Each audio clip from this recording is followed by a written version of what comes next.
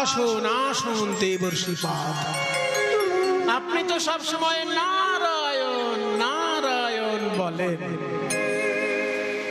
আজকে আপনি রাধা নাম বলছেন কেন? এ তো আপনার মুখে নতুন লাগছে। শোনো কৃষ্ণচন্দ্র, আমি কখন রাধা নাম করব, কখন হরি নাম করব, কখন রাম নাম করব, সেটা আমার ব্যক্তিগত ব্যাপার। সেই জন্য কি আমি জনে জনে কৈফিয়ত দিয়ে বেড়াবো? আমি হলাম ভাবের ঘরের বাবাজি। আমার যখন যেমন ভাব তখন তেমন লাভ। যখন মনে হয় রাধা নাম করি, যখন মনে হয় কৃষ্ণ নাম করি, রাম নাম করি, হরি নাম করি।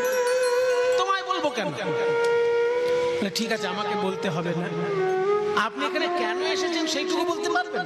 হ্যাঁ, সেটাই বলতে এসেছি। শোনো শ্যামসুন্দর, তুমি যদি ভেবে থাকো একাই ভগবান, তাহলে ভুল করছো। তোমার আগে আমি অনেক অবতার হতে দেখেছি। যুগে যুগে আমি দেখি কত রকমের অবতার আসেন আর যান। তোমার আগে যারা এসেছেন তারা যে কাজ করেছেন, তুমিও সেই কাজ করছো। কি না, পরিত্রাণায় সাধুনাং বিনাশায় চ দুষ্কৃতাম ধর্ম সংস্থাপনার্থায় সম্ভবামি যুগে যুগে। তোমারই বাণী তোমায় বলে দিলাম। তো শোনো কৃষ্ণচন্দ্র, ধর্মের পক্ষে থেকে অধর্মের বিরুদ্ধে যুদ্ধ করতে গেলে অনেক সময় ধার্মিক লোকেরও প্রাণ যায়। যেমন রাম রাবণের সঙ্গে যখন যুদ্ধ হয়েছিল, সেই সময় রাবণের দলে যারা মারা গেল সবাই কি অধার্মিক?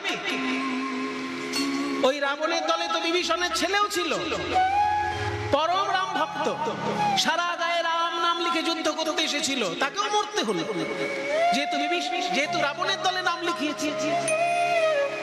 তাই ধর্মের পক্ষে অধর্মের বিরুদ্ধে যুদ্ধ করলে কিছু কিছু ধার্মিক লোকেরও প্রাণ যায়।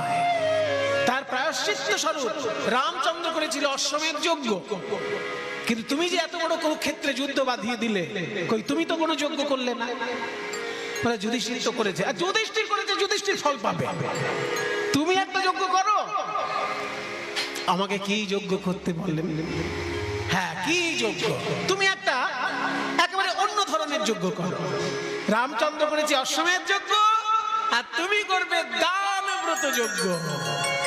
ত্রেতায় রামের রাজা ছিল, অশ্বমেধ যজ্ঞ কইল। ত্রেতায় রামের রাজা ছিল, অশ্বমেধ যজ্ঞ কইল।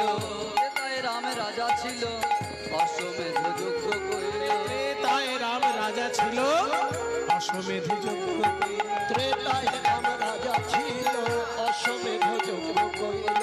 দানব্রত যজ্ঞ হবে